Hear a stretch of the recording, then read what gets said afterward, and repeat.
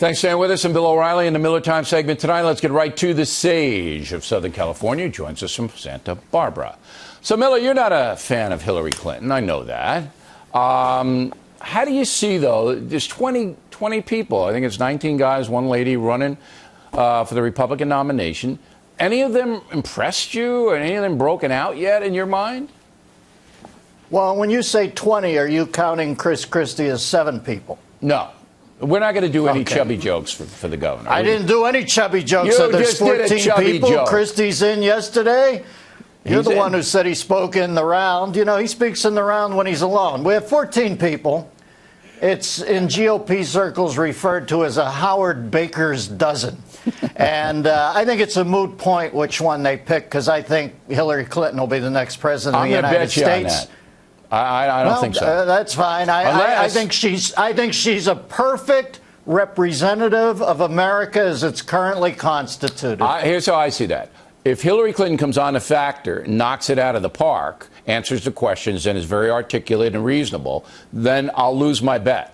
But I think that American people are going to take a deep breath here and take a look, finally, at really what's happening in the country that you and I talk about every week. Well, you know, you and I are on the road, Billy, and you know I see it much more bleakly than you do. I think we're past the point of return. So I think Hillary will be the next president. I think Christie might have a chance if he just drops the Chris Christie thing and makes a little hay like Caitlyn Jenner and just starts, you know, appearing in women's clothes and calls himself Christie. And, you know, I think maybe then he could make some hay. I would probably vote for Rick Perry's glasses, but I wouldn't vote for Rick Perry.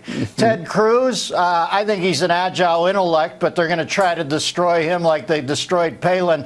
They won't be happy on the left until Ted Cruz is in a floor-length cape hosting Creature Feature on Telemundo late Saturday night. If he wants to get the left off his back, Cruz ought to come out tomorrow and say that he's here illegally. They won't know what to do with him. I find Carly Fiorina tasteful and pretty smart, but she's a couture candidate in a pantsuit world.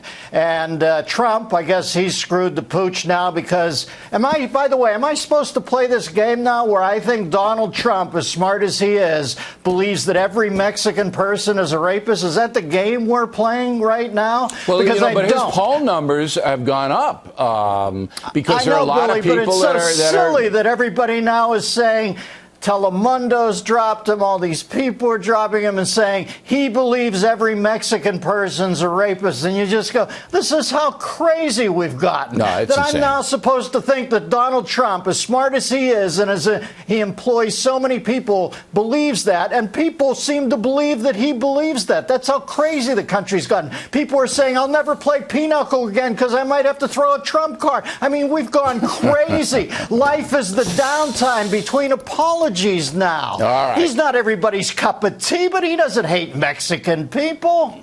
I agree. It is an insane political world. Now we have to get to insane now, Billy. Arnold Schwarzenegger telling the Wall Street Journal that he can speak with an American accent anytime he wants, but it's his trademark to say, I'll be back. Do you believe that Arnold, and I think you know him, can speak like you, Miller? Well, listen, I think it was the great orator Patrick Henry once said, blown smoke knows no accent. So I think Arnold's got a film out. It's called Terminator, Prostate Trouble. And I think he's trying to sell the film. And I think he's going to say stuff like this. Okay. Ever since Arnold folded after he lost those 4 things that day where they had the referendum out here, and he folded his tent, I don't hear much of what comes out of his mouth. He's a nice enough man, but he folded. He did. All right, in Japan, Tama the cat is dead. And 3,000 people turned out for Tama's funeral. I don't understand it, but there's Tama. Yeah. And Tama died, and I wanted you to eulogize Tama for the American audience.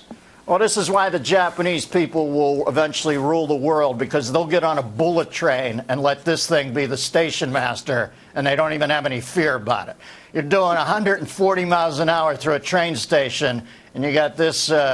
hey, listen, all I can tell you is the moment they put this cat in his coffin in Japan, he went into a pneumatic tube under the Sea of Japan and into a deli in South Korea, where he was converted from a hero to a hero sandwich. Remember, one man's deity is another person's mid-afternoon snack. And I don't know what to say. Miller. All right, I don't understand. This is the world we live in, Billy. To the record. Korean people have restaurants where they eat cats. There's no problem with that. I've never seen I say they eat cats. All right. And all of a sudden, I'm like the teacher in Oregon. Everybody's erased. It's crazy what's happening to this world. NBC's going to cancel your beauty pageant right after this. You know that. Miller's beauty pageant, toast, right after this.